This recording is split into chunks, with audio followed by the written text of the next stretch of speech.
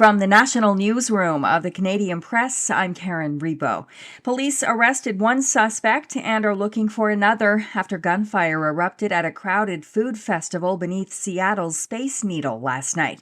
The violence left 3 people dead and 4 others injured, including a 2-year-old boy. Investigators believe the 2 suspects were shooting at each other in the waning hours of the Bite of Seattle, an annual 3-day food festival that draws a few 100,000 people. Here's ABC's Allison Cossack. Gunfire erupting at the Seattle Center just after 6 p.m. local time. I would say at least 24 shots. It was multiple. It sounded like an automatic weapon. Families trying to jump over a nearby fence to safety. Toronto police have launched a hate crime investigation after 2 locations of the same Jewish-owned bakery chain were damaged overnight Saturday. Police say the window of a bakery near Yonge and St. Clair was struck by gunfire. Another bakery near Bathurst and Steeles had a window broken, but there was no evidence it was caused by bullets. Mayor Olivia Chow thanked police for working to ID those responsible for the targeted attacks she calls vile and unacceptable.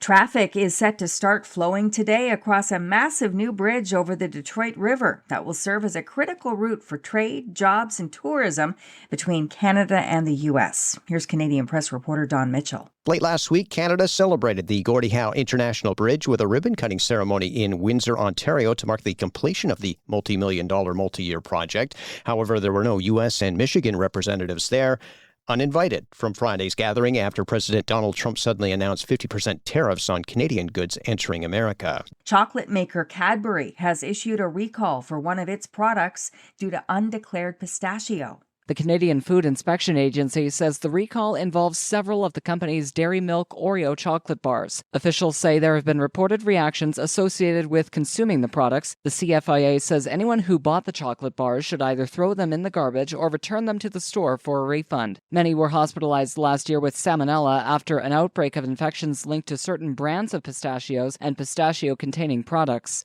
Aaron Sousa, The Canadian Press. And 4 years after a lawnmower accident nearly cost him both legs, 10-year-old Austin Byers used those limbs to cross the finish line at yesterday's Super Tri Toronto.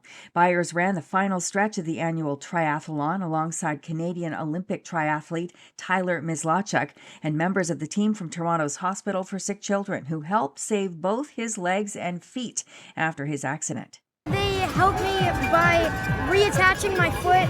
Without them, I probably wouldn't be able to run or anything like that.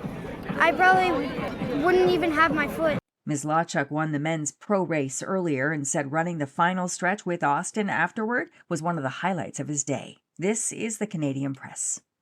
In sports, Max Scherzer will celebrate his 42nd birthday later today on the mound as he starts for the Toronto Blue Jays when they open a 3-game series against the host Washington Nationals.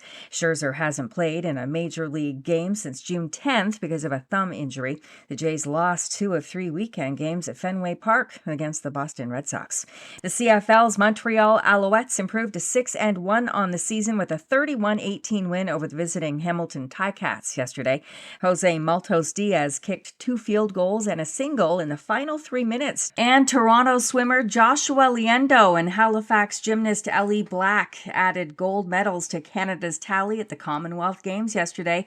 Liendo defending his men's 100-meter butterfly title before Black became the first person to win 2 all-around gymnastics crowns at the Games.